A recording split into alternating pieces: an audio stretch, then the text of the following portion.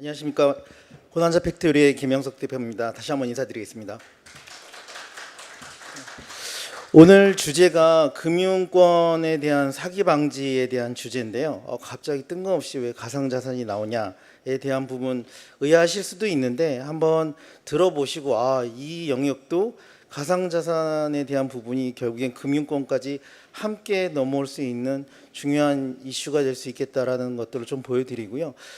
그렇게 설명을 드리면서 오늘 주제를 이어가도록 하겠습니다. 먼저 간단하게 소개를 드리자면 저희 회사부터 소개를 드릴게요. 저희는 여러분들이 잘 모르십니다. 왜냐하면 몰라야 되니까요. 일단 그 가상자산을 이용한 원화 입출금을 통해서 가상자산을 살려고 할 때 그 정보가 저희 회사를 지나간다라고 보시면 돼요. 그리고 여러분들이 가상자산을 입출금, 예를 들어서 바이낸스를 보내던가 또는 바이낸스에서 들어올 때 저희 회사를 거쳐서 들어간다라고 보시면 될 것 같습니다. 외부에는 잘 공개는 안 되죠, 이런 내용들은. 그래서 저희 쪽에서 위험한 지갑이다라고 등록이 되면 그러한 것들을 금융권으로 넘어가지 않도록 거래소와 연합해서 이러한 내용들을 차단하는 그런 역할을 하고 있는 회사입니다. 두 번째로는 저희가 현재 지금 진행하고 있는 내용인데요. 현재 지금 한국하고 미국 국토안보부랑 함께 가상자산 추적에 대한 국책과제를 수행하고 있고 5월 달에는 저희가 한국 스위스 가상자산 국책과제를 수행할 예정입니다. 역시나 마찬가지로 가상자산 추적에 대한 거고, 기존에 이제 저희가 이번 AI에 관련된 기술들은 구두로 설명드릴 예정입니다. 여기다 다 쓰면은 어차피 뭐 저희가 뭐에 적용되는지 알 수 있으니까. 그래서 그런 부분들이 있고요. 저는 현재 지금 민간 기업을 운영하고 있는 대표지만 경찰청 금융위원회 사기방지 자문위원으로도 민간에서 활동을 하고 있습니다. 이거는 2년 전에 저희가 국제 사기방지 컨퍼런스에서 썼던 장표입니다. 기존과 지금과의 내용들이 바뀐 부분에 대해서 설명을 좀 드리려고 하고요. 앞에 있는 지금 보여드릴 두 가지 장표만 과거 2년 전 장표고 그 다음부터는 업데이트가 된 내용입니다. 일단 가상자산의 가장 범죄에 많이 활용되는 그 빈도를 갖고선 저희가 이 모식도로에서 보시는 바와 같이 그림을 그렸는데요. 2년 전에는 비트코인, 이더리움, 트론 등이 많이 사용이 됐습니다. 이러한 것들은 이제 국내 거래소에 상장돼 있는 코인이고 결제와 현금화가 편리하다, 전송 속도가 빠르고 수수료가 저렴하다, 그리고 믹싱과 스왑이 용이하다라는 네 가지 특징을 갖고 있었습니다. 그런데 최근 1, 2년 사이에 트렌드가 바뀐 부분들은 믹싱과 텀블링이 하는 건 기본이고, 믹싱과 텀블링보다는 빠른 전송 속도를 통해서 제3국을 통해서 경유해서 빠른 회전, 자금 세탁을 이루는 그런 목적을 달성하고, 또한 그러한 자금 세탁을 하기 위해서 필요한 그 경제적인 변동 가치가 변동하기 최소화시킬 수 있는 테더 같은 USDT 같은 그런 것들을 활용하는 걸로 추세가 많이 바뀌어져 간다라는 겁니다. 그래서 과거에는 지금 현재까지 사용하는 이런 트렌드랑 빈도를 봐도 마약, 불법 음란물, 사기, 사이버 도박 이런 중에서 계속 지속적으로 사용이 많이 되고 있는 거고요. 그 다음에 저희가 이거를 AI로 분석을 할 때 기본적으로 여러 가지의 방법들을 씁니다. 첫 번째, 지갑을 구분을 할 때 이게 거래소 지갑인가 개인 지갑인가를 구분을 해야 될 거고요. 그렇게 되려면 전 세계에 있는 지갑에 대한 부분을 라벨링을 해야 됩니다. 이거를 사람이 일일이 찾아서 할 수는 없고요. 그 다음 더스팅이라는 기법과 직접 거래소에다가 보내서 이걸 확인해 보는 방법들도 있습니다. 그리고 AI가 좀 더 도박 사이트를 운영하는 애들의 지갑 방법은 조금 달라요. 앞에 거래소처럼 입금 계좌번호로 입금 월렛을 다 디파짓 월렛하고 다 받아놓고 이거를 거래소처럼 형태로 운영합니다. 이거는 AI가 돌면서 이 지갑의 유형을 봤을 때 거래소 지갑과 도박 사이트의 지갑에 대한 그 유사성과 차이점을 구분합니다. 그래서 저희가 라벨링을 통해서 하고 그러한 사이트에 대한 도메인과 어떻게 AI가 STR 보고를 할 수 있게끔 적용해 주는지 뒤에 화면까지 함께 보여드릴 예정입니다.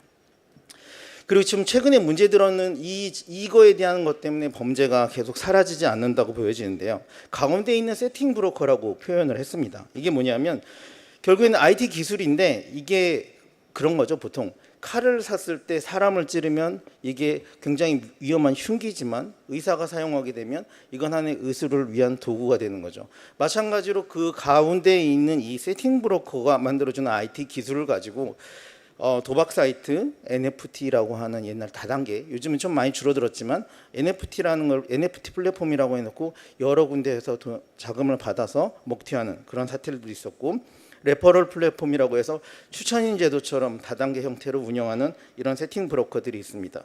자, 여기서 지금 중요하게 봐야 될 거는 이 가상자산 사기 플랫폼들이 계속 증화하게 되는 과정 속에서 보면 이 세팅 브로커들에 대한 역할들이 계속해서 죽지 않는다는 거죠. 왜냐하면 잡으러 갔는데 난 그냥 개발해달라고 해서 개발했고 내가 도박 사이트를 운영한 건 아니야.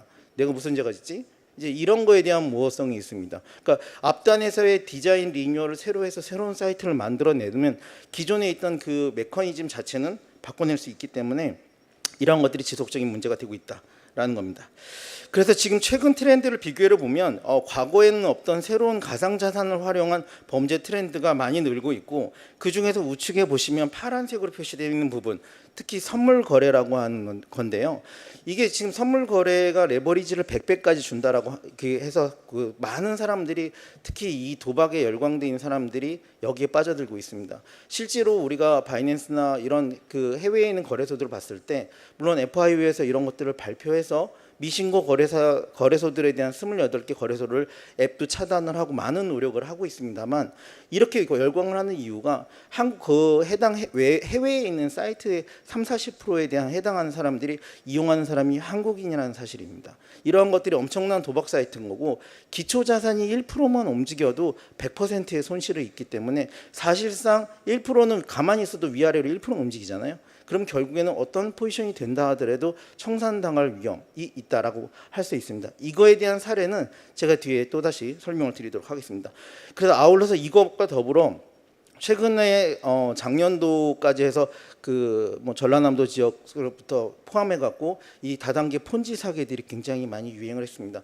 특히나 이제 AI 활용 기반이다라고 해서 우리의 오늘 주제와도 비슷한 내용인데, AI를 활용해 갖고 이러한 부분들을 자동으로 수익을 내줄게, 투자하면 매일 얼마씩 줄게라고 하는 그러한 다단계 폰지 사기들이 예시를 들 수 있겠습니다. 아울러 도박과 마약, 성착취물에 대한 부분들도 있을 수 있습니다.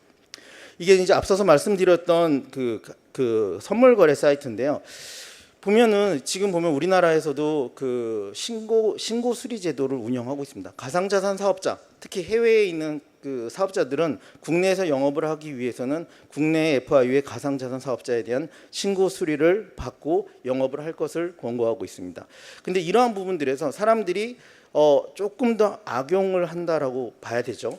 국내에 있는 내국인 사람이 해외에서 거래소를 설립합니다. 그리고 내국인을 대상으로 선물 거래, 100배짜리 선물 거래소를 운영하고 있습니다. 이 사이트를 실제로 들어가서 내부를 스캔해서 보면요, 지급 준비율이 6에서 8%밖에 없어요. 실제로는 아무것도 없이 비어 있다는 겁니다. 이러한 것들을 이용해서 사람들이 도박판으로 내몰고 있는 그런 현실이고, 이러한 사이트들에 대한 부분을 저희가 적극적으로 찾아서 그 해당 지갑 주소를 국내에서 또는 그 해외에서 들어오지 못하거나 또는 국내 그쪽으로 보내지 못하도록 하는 노력들을 기하고 있다라고 말씀드릴 수가 있겠습니다. 특히 이러한 신고 수리 제도의 그 악영향, 신고 수리 제도의 그 허점을 이용한 좀 편법적인 영업이 점점 숫자가 많아지고 있어서 우려스럽다라는 말씀을 좀 드리고 있습니다. 또 하나는 지금 이제 도박 사이트인데요. 과거와는 달리 그 과거의 도박 사이트들은 특징이 뭐였냐면 이 가상자산을 쓰지 않았어요. 왜냐하면 대포 통장을 많이 썼거든요. 대포 통장을 쓰는 것보다 지금은 가상자산을 활용해 갖고 이 기존 결제 수단을 변경하는 것들이 빠르게 많이 늘어가고 있습니다. 그리고 또 하나는 과거에는 이러한 지갑 수단을 바이낸스나 텔레그램 지갑을 이용을 했었는데, 이러한 범죄적인 이용하는 이 지갑 주소들이 대부분 다 동남아시아에 있는 거래소를 활용한 지갑 주소로 바뀌고 있다라는 겁니다. 저희가 AI를 활용한 부분 중에 하나는 저희가 뭐 민간 기업이다 보니까 수사기관도 아니고 이런 것들을 많이 매번 사이트를 사람이 인력으로 뒤져서 찾기에는 불가능합니다. 그래서 다크웹과 오픈앱에 AI가 전체 사이트를 돌아서 이 사이트를 판별을 합니다. 판별을 해서 도박 사이트, 음란 사이트, 그리고 그게 가상자산을 활용했을 경우를 판단을 한 다음에 이렇게 STR 보고를 할 수 있도록 이렇게 스샷을 찍고 저장을 합니다. 그러면 거래소에서 차단이 됐을 때 또는 STR 보고를 하려고 했을 때 저희 거를 그대로 불러다가 사용합니다. 현재 지금 저희가 STR 보고할 때 금융감독원에도 들어가 있는 내용들입니다. 또 하나는 음란물 사이트에서 활용하는 케이스입니다.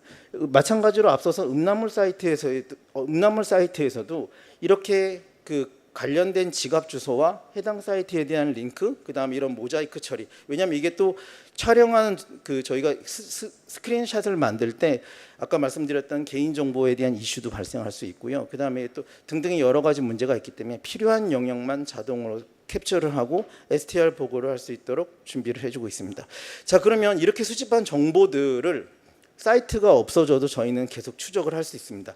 블록체인의 가장 큰 장점은 뭐냐면 익명성이기도 하지만 계속 연결돼 있다라는 겁니다. 그래서 판매자가 잠적을 해도 그 구매자들의 정보를 종합해서 구매자 지갑 주소가 어디로 바뀌었는지를 찾으면 판매자를 다시 유치할 수 있다. 이게 무한 반복이거든요. 이러한 정보들을 갖고선 모으고 있고, 지금 보시는 이 사례는 좀 씁쓸하긴 한데 국내 그 전 유저가 46만 명이나 되는 36만 명인가요?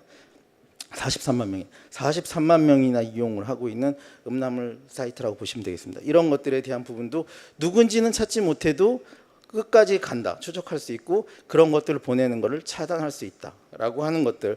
어쨌든 그게 누군지 우리한테는 필요하지 않아요. 그 지갑으로 가는 걸 막는 게 중요한 거니까요. 그래서 그러한 일들을 하고 있다라고 보시면 될 것 같습니다. 자, 여기서부터가 제일 오늘의 하이라이트입니다. 동남아시아 여러 군데 중에서 오늘 주목하는 거는 자, 캄보디아라는 요 국가죠. 요 국가에 대한 부분을 한번 주목을 할 필요가 있습니다. 캄보디아가 작년 12월 달에 거기는 이제 공산주의 국가 기반이긴 한데요. 그 국립은행에서 가상자산 관련된 규정과 FATF 규정을 준수하겠다라고 해서 등등등 여러 가지 조치를 발표를 했습니다.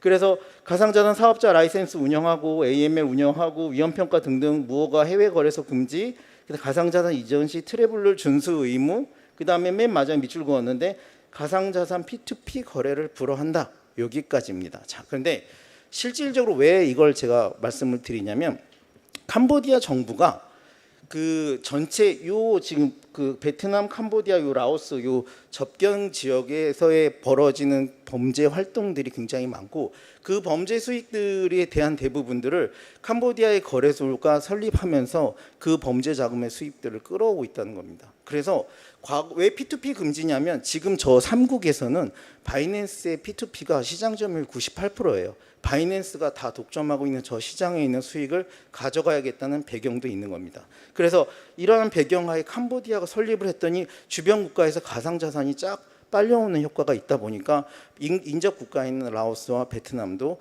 마찬가지로 가상자산에 대해서 긍정적인 검토로 회귀하고 있는 상황이다. 자, 근데 여기서 문제는 다음번부터 설명을 드리도록 하겠습니다. 이거는 유관기관에 저희가 단독으로 제보해서 보고한 내용 중에 하나입니다. 작년 5월 30일경에 일본 DMM, 비트코인 DMM 거래소가 탈취가 됐습니다. 해킹으로 인해서. 그거를 해당 12월 달에 FBI가 북한의 소행이다라고 공표를 한 적이 있습니다. 그런데 그 북한의 그 해킹을 한 행위가 북한이지 그 돈이 어디로 갔는지에 대한 부분은 밝혀진 바가 없었습니다. 그래서 저희가 해당 부분을 찾아서 그 일 전체를 다 찾지는 못했습니다. 일부를 찾은 부분을 갖고 유관기관에 보고를 드린 바가 있습니다. 그 유관기관에 보고를 드린 바가 바로 앞서 말씀드렸던 캄보디아에 있는 그 거래소입니다.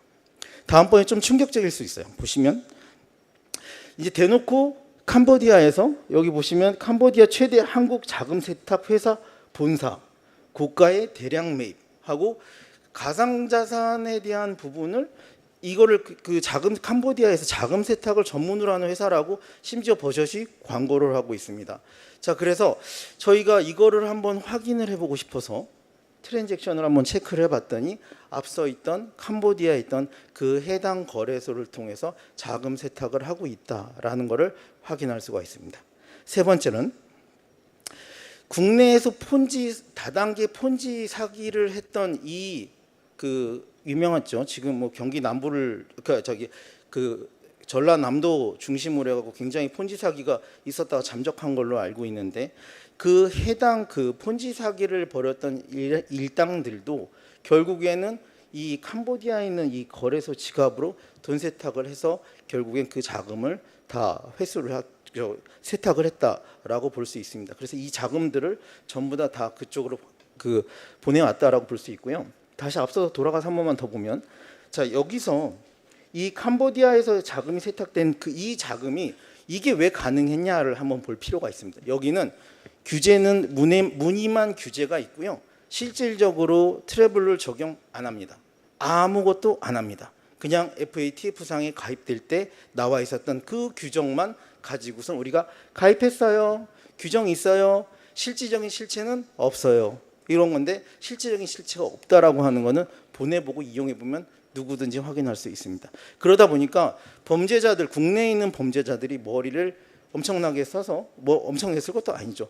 확실히 그 나쁜 짓을 하는 사람들은 머리가 비상한 것 같아요. 전 세계 어디에 이게 뚫린다라 그러면 바로바로 가는 것 같습니다. 그래서 이 거래소로 넘어갔는데 아까 말씀드린 것처럼 트래블룰을 얘네들이 적용 안 한다고 말씀드렸어요. 그러면 얘네들이 다시 한국으로 그 세탁된 돈을 보내올 수가 있겠죠. 그래서 그러한 것들을 트랜잭션을 저희가 해당 거래소 쪽에 안내를 해서 트랜잭션을 전부 차단하는 일을 하고 있고요. 최근에는 이제 은행명은 밝힐 수가 없지만 은행들하고 그동안 지갑에 대한 은행도 이제 STR을 일원화시켜서 보고를 하고 싶은 그런 내용들이 있기 때문에 그런 것에 저희랑 공동으로 준비를 하고 있는 내용도 있다라고 말씀드릴 수 있겠습니다. 그래서 오늘 드리고 싶은 말씀은 정부와 각 기관 정부와 기관 각 사이드에서도 열심히 이러한 범죄 활동들, 예방 활동들을 하고 있는데 민간 기업에서 저희는 이제 순수 100% 한국 회사고요. 외국 지분 없고 순수하게 한국 회사입니다. 우리 힘으로 이런 것들을 만들어내고 지키고 차단하는 노력을 하고 있다라는 그 말씀을 드릴 수 있고, 그다음에 이런 불법 또는 편법 그리고 또 미신고 사업자들에 대한 적극적인 차단 행위에 대한 부분들도 저희가 적극적으로 준비를 해서 각 관계 기관 쪽에다가 도움을 드리고 있다라는 말씀을 드리고 있습니다. 또한 관련돼서 이런 이제 범죄 추적이나 아니면 이런 쪽에 저희가 더 인사이트를 갖고 계속 노력은 하고 있습니다만 필요하신 내용들이 있으면 저희가 언제든 정부 기관 사이드에서 요청이 오는 것들은 무상으로 업무 지원을 하고 있습니다. 결국에 사회를 밝게 만드는 역할, 그리고 저희가 노력하는 부분이 지향점이 누구나 가상자산의 산업을 활성화시킬 때 누군가는 이게 악용되지 않도록 자정작용으로 열심히 노력하고 막아오고 있는 회사가 있다라는 거. 그렇기 때문에 어느 정도 눈에 왜 과거처럼 사고가 많이 안 터지려고 하는 부분들, 이런 부분들에 일조를 하고 있다라는 말씀 좀 드리고 싶고요. 사실 아시겠지만 여기 가상자산 관련돼 갖고 거래소가 몇 개 없죠.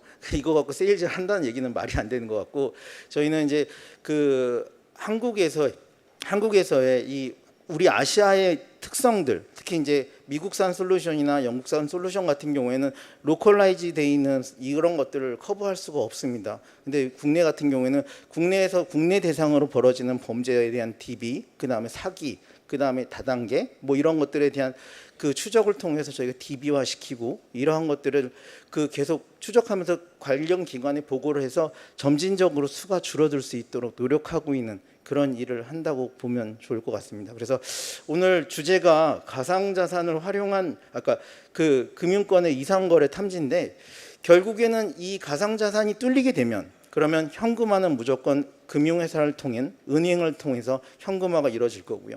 그렇게 됐을 경우에 은행도 그 책임에 대해서는 물론 각자 책임 모니터링에 대한 각자 책임을 지고 있지만 그래도 그에 대한 위험성만큼은 같이 전이될 가능성이 있기 때문에 그러한 것들을 열심히 노력해서 금융회사와 가상자산 사업자들에 대한 안정적인 서비스를 위한 노력을 기하고 있는 회사라고 기억해 주시면 되겠습니다. 감사합니다.